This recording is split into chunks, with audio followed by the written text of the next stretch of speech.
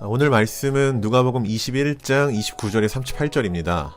오늘 예수님은 이 세대가 지나가기 전에 모든 일이 다 이루어질 것임을 말씀하셨습니다. 여기서 모든 일은 성전의 멸망을 말합니다.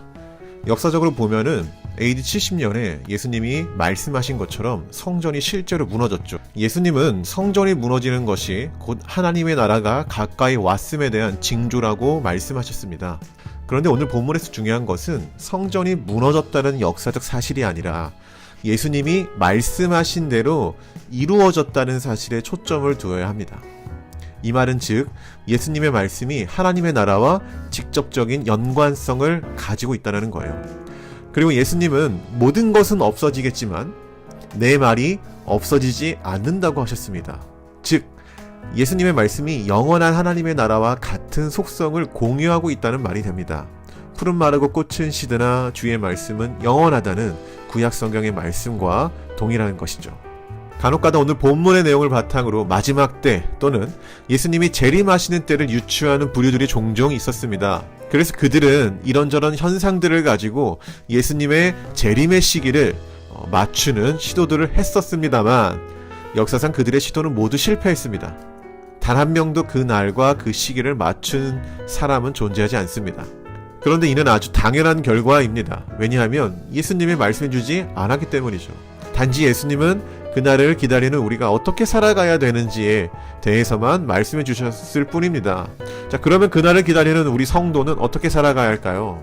큐티 본문 34절에 보면은요, 예수님은 우리가 흥청대며 먹고 마시는 일과 쓸데없는 세상 걱정에만 마음이 빼앗겨 살아가는 것을 조심하라고 경고하셨습니다. 성경은 이를 방탕함과 술 취함이라는 단어로 표현을 했는데요. 헬라어를 보면은 이는 지나칠 정도의 중독된 상태를 뜻하는 것입니다. 그러한 삶을 경고하면서 성도는 후에 예수님 앞에 바로 설 수 있도록 늘 깨어 기도하라 말씀하셨습니다. 그날이 언제일지는 모르겠지만은 언제가 되어도 문제가 없도록 성도의 삶을 살아가야 된다는 거죠.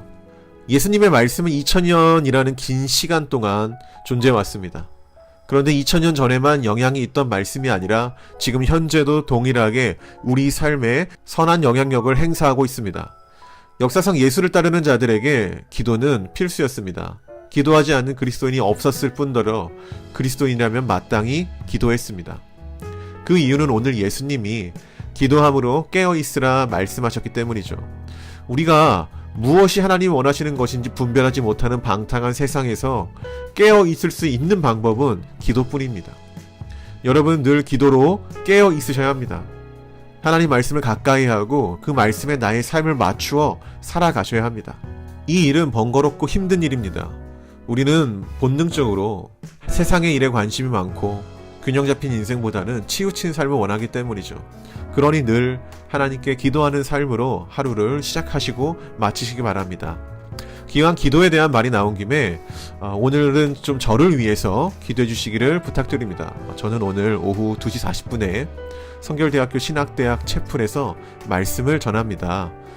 귀한 사역을 통해 하나님 나라의 복음을 전하고 신학생들에게 거룩한 도전을 줄 수 있도록 여러분들의 중보 부탁드립니다.